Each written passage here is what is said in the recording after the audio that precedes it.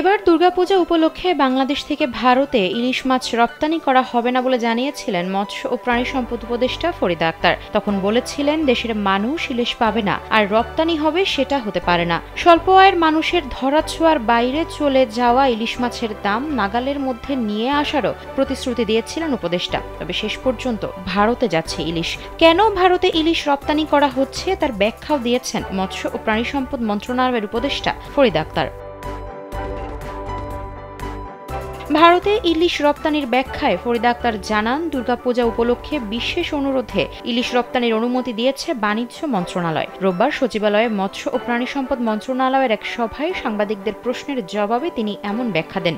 খালাম্মা, আমি আপনার মোবাইলে সেলফিন ইনস্টল করে দিতেছি। আপনার রেমিটেন্সের টাকা আপনি নিজেই জমা করতে পারবেন। সেলফিন, আগামীর ব্যাংকিং। উপদেষ্টা বলেন, বাণিজ্য মন্ত্রণালয় স্বাধীনভাবে রপ্তানির অনুমতি দিয়েছে, কারণ দুর্গাপূজা উপলক্ষে ভারতের বিশেষ অনুরোধ ছিল।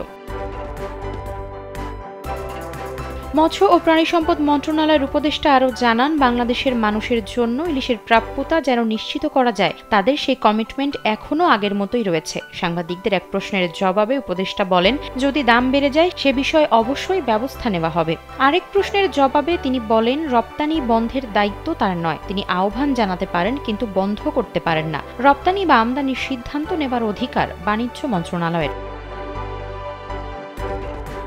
নজিরবিহীন বিক্ষোভ ও সহিংসতার মধ্যে গেল মাসের শুরুতে শেখ হাসিনার সরকারের পতনের পর অন্তর্বর্তীকালীন সরকার ক্ষমতা গ্রহণ করে। এরপর ভারতের সঙ্গে সম্পর্কের কিছুটা টানাপোড়েন তৈরি হয়। এর মধ্যেই এবার পূজায় প্রতিবেশী দেশটিতে ইলিশ রপ্তানি বন্ধের ঘোষণা দিয়েছিলেন মৎস্য ও প্রাণী সম্পদ বিষয়ক উপদেষ্টা ফরিদা আক্তার। কিন্তু ১.৫ মাসের মাথায় সেই সিদ্ধান্ত থেকে সরে এসেছে ডক্টর মোহাম্মদ ইউনূসের অন্তর্বর্তী সরকার।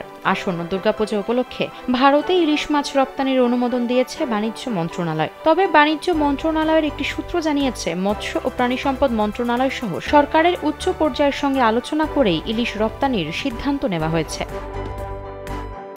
আফসারা নাজ, কালবেলা।